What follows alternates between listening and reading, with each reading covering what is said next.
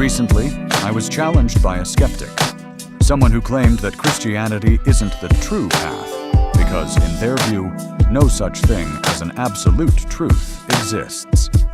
They tried to cast doubt by pointing to a lack of physical evidence, citing psychological evolution, or claiming it's all just human imagination. Today, I'm sharing my take on this. Also, if you've ever felt the world trying to convince you that your faith is just a fairy tale, this is for you. 1. The where is the evidence? Argument. First of all, the skeptic says, there is no contemporary evidence. No one wrote about the resurrection the day it happened. How could there be? He died in 30 AD. In a world of parchment and ink, history didn't move at the speed of the internet. But here is what we know. Within months of his death, his followers were already spreading a creed that he had risen. They didn't wait centuries for a legend to grow. They stood in the very city where he was buried and declared the tomb empty. If he were still in that grave, his enemies would have produced the body and ended the movement right there. They couldn't, because he wasn't there. 2. The why did he have to die? Argument. The skeptic then says, the idea of a divine atonement is just a story to make sense of a tragedy. Jesus knew he would be betrayed. He knew the cross was coming, and he took the punishment anyway. Why? Because every sin, no matter how minor the world calls it, carries the consequence of eternal separation from God.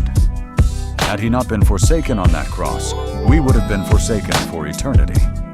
He didn't just die, he paid a debt. He stood in the gap so we wouldn't have to. 3. The modern prophecy reality. The skeptic says, religion is outdated. We've evolved past these ancient ideas. Evolved? Look around. We are living in the reality of Isaiah 5:20, where good is called evil and evil is called good. We see it in the news every day in places like Canada and the UK. Preaching the gospel or simply praying is becoming illegal, while the state forces perversion and confusion onto children. We've traded holiness and natural beauty for unapologetic degeneracy and plastic modifications. When holiness is mocked and filth is celebrated, you aren't seeing evolution. You are seeing prophecy being fulfilled in real time. 4. The why fight a lie? Argument. The skeptic finally says, it's all just make-believe.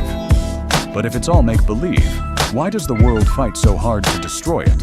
You don't see people lashing out in violent rage at the mention of other historical figures. But mention the name Jesus and the masks slip. People lose control. Governments like the Canadian one want to silence it by making it illegal, by making the Bible illegal. Ask yourself, if it wasn't the truth, why did the apostles die in such gut-wrenching, horrendous ways? They weren't dying for a feeling or a myth. They were dying for a man they saw walk out of a tomb. So how much clearer can it be? Hell doesn't fight against a lie. It fights against the only way out of the darkness. Now, I'm not here to force you if you still refuse to believe. We aren't savages. God gave us a mind and a will, and I'm just showing you the door. The world is calling the light darkness so that you'll stay lost in the mess. But the light is still shining for anyone who wants to see it. I love you all, my brothers and sisters. See you in the next one.